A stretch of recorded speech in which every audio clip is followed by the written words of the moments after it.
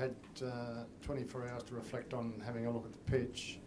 Just wondered how significant do you think the pace bowlers will be, and how significant do you think Nathan Lyon will be on what looks like a pretty dry deck? Yeah, hard to know. It was probably a bit firmer today than it was the last couple of days. 2019 it really spun for Nath, even without the foot marks. Spun off the straight to left-handers as well. So I think he's going to have a big role. But yeah, it always seems like, first couple of days there's something in the wicket for the quicks as well. Pat, Ashes series have a history of sledging and verbals. How as a team will you be approaching this series? We know in the past that sometimes it has overstepped the line. I think you've seen over the last couple of years our team's pretty chilled out there. We're not, I think we're quite a confident bunch, but we're not overly loud or in your face at times. So I think you've seen our personalities kind of reflected out there on the field over the last couple of years. So I'm sure there's going to be emotion at times, but I'd be surprised if that bubbled over like maybe it has in the past. Pat, you said that you had some conversations to have before finalising a team. Looked like you were having one out there a bit short time ago. Can you tell us what that was about and if there is a team?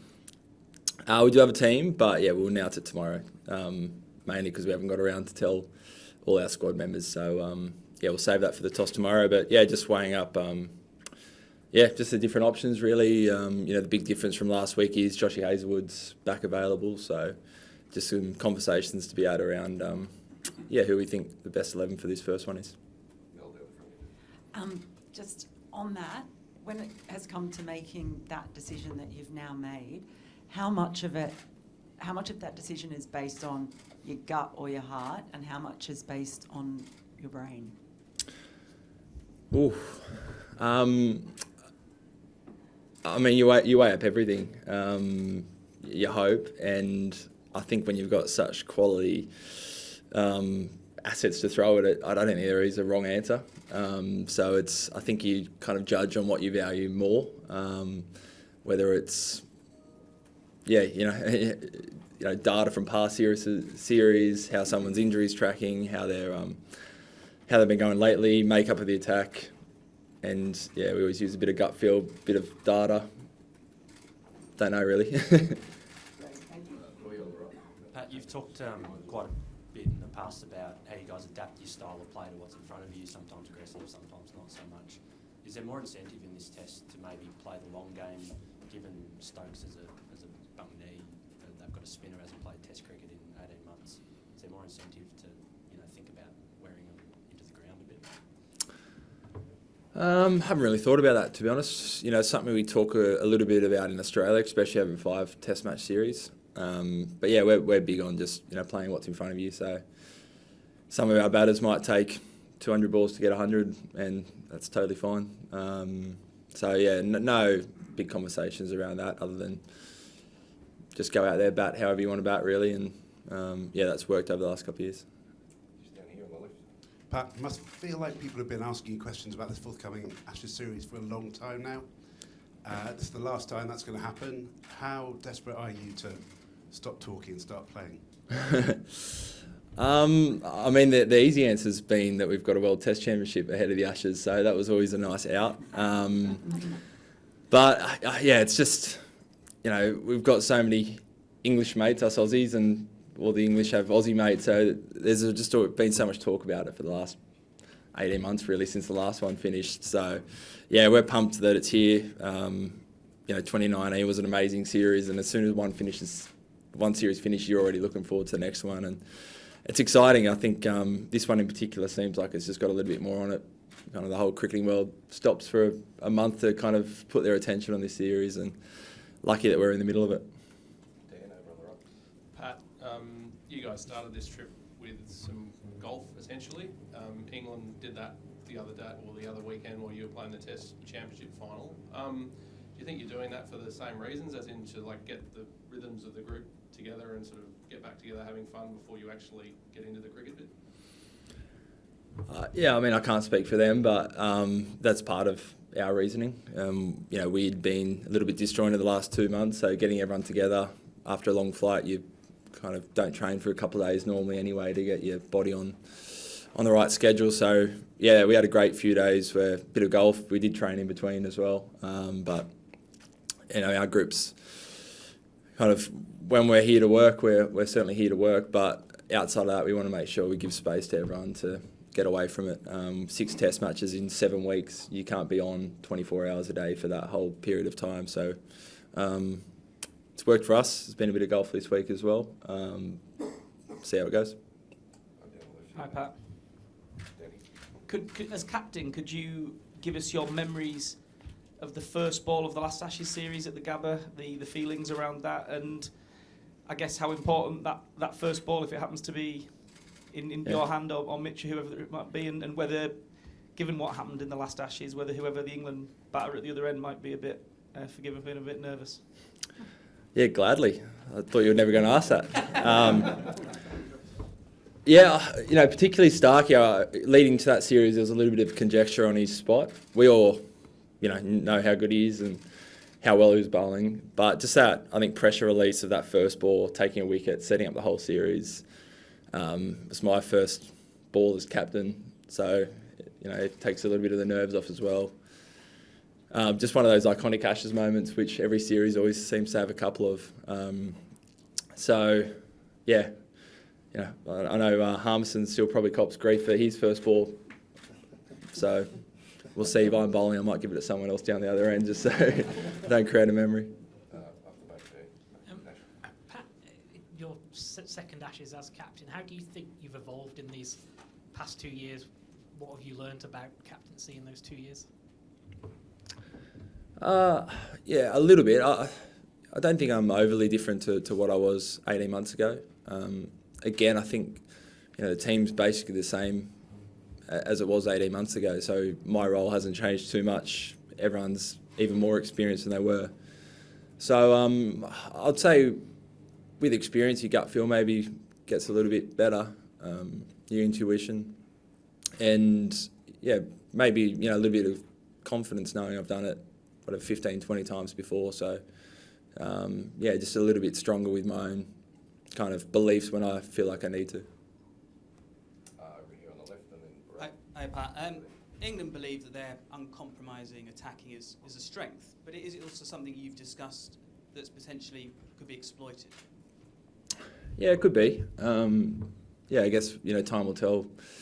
I think both teams are very consistent in that you want to worry about your own game, and absolutely you have an eye to the opposition and how you structure up against them and some planning. But we've been amazing over the last 20 test matches, and I think you've seen a pretty similar style in the way we've played, so we don't want to lose sight of that.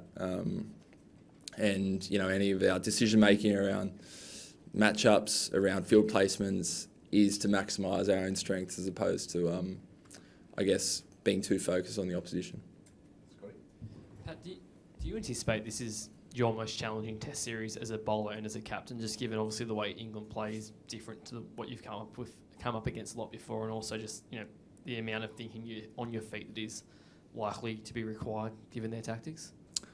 Don't know. Again, I think we'll wait and see. I mean, India's spinning wickets there I think that's far more foreign than a fast bowler, playing 3 fast bowlers here in England. So that takes a lot of problem solving. I'm sure we'll get presented with lots of different problems this series that we've got to try and work through. But I've played here a little bit. The opposition we've played a lot against. So I'm sure there'll be surprises like there always are, but probably less unknowns than some other tours. Pat, it's been a whirlwind 18 months for you. Have you got a moment to just reflect on the fact that you'll be an Australian captain in an away Ashes? It comes with a lot of prestige and privilege. A little bit. I think last week was a moment of reflection for the group. Just having a really stable group for the last 18 months, and the toil and resilience we've shown across, wherever we've played, Pakistan, Sri Lanka, India, and obviously at home. I think that was a really proud moment for everyone in that group, staff as well. And I think tomorrow walking out there with the captain's blazer on, again, remember, as a kid flicking on SBS at 7:30 at night, watching the Aussies go about it and thinking, how cool's that? So to be there in the middle of it's going to be a pretty special moment. Got one here, we'll go to the left wing. Hi Pat, has winning the World Test Championship eased some of the pressure on the side, or has it just raised expectations? I don't think it's raised any expectations from our group. I'd say it's been a really good nod that we feel like we've played really well over the last 18 months, and not only do we have series wins to show for it, now we've got the World Test Championship. So I think it's a moment in time where you look back and show that our best is as good as anyone else's in the world. So I don't think it's changed any of expectations. If anything, one more Test match that we've played here in England, get a bit more used to the conditions, know that the way we play is going to work at our best.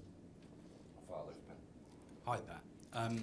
I just wondered if you were surprised that England named their team 2 days out, and how's David Warner taking the news that Stuart Broad is playing in this Test? I don't think he's overly surprised. I'm sure he's thought about it a lot over the last 4 years, hoping to get another crack at it. No, not overly surprised. We normally name our side pretty early as well. This one's a little bit different with a shorter turnaround, but there's no huge surprises. You kind of plan for everyone anyway, so it doesn't matter. Davey, I know, will have all these plans in place. I'm sure you'll see a bit more of an aggressive Davey than perhaps in 2019, and he's itching to get out there and have another chance at it. You have one right over the back there. You got the mic. Hi Pat, how are you planning to deal personally with the 5 tests in 6 weeks and your workload as bowler and captain? Obviously, do you think you can play all 5? That's the plan. I've done it a few times before. Home summers where we've played 5 or 6 Test matches in 5 or 6 weeks, so it's nothing new. I'll be guided mainly by my body, so feeling really good at the moment. Take it test by test, but there's 25 days of cricket left, and in between that, I reckon I'll be doing a lot of Uber Eats at home on my bed watching golf or something. Yeah. How much are you looking forward to the hospitable and welcoming Edgbaston crowd? You're in an Ashes series, especially here at Edgbaston. The Holly stand there's pretty vocal, but it's great. It's pressure. It's why playing and winning overseas is hard, because you've got sometimes hostile crowds who are pretty vocal in which team they're supporting. So, the Barmy Army, it's always great here in Jerusalem in the morning. Again, it's just another reminder you're in the middle of an Ashes series. Thank you. We've got one here, and maybe finish up with Dan. Hi Pat, some great all-rounders have had some pretty defining moments in this series over the years. Obviously Cam Green's first one over here. Can you just talk a bit about his development since the last Ashes and what kind of impact you think he can have this summer? Yeah, he's, what was that, 18 months ago, I think now he's 20 Test matches on, you're just seeing him mature a little bit. Incredible gully fielder as well, but I thought the way he bowled last week was fantastic, and you're seeing a real confidence in his batting. He got his first Test 100 only a couple of Test matches ago, so I think you're just seeing him mature and grow a little bit, getting more confident in his own ability. We all know he absolutely belongs at this level, and he's a superstar, and I think he's starting to learn that himself with each performance that he puts up. Pat, you touched on the shorter turnaround in terms of the naming the team. Is everyone fully fit though? Are they all ready to go if selected? Yeah, no injury problems. Sorry, we've got one more. Last one here over the back with Ben Wilson.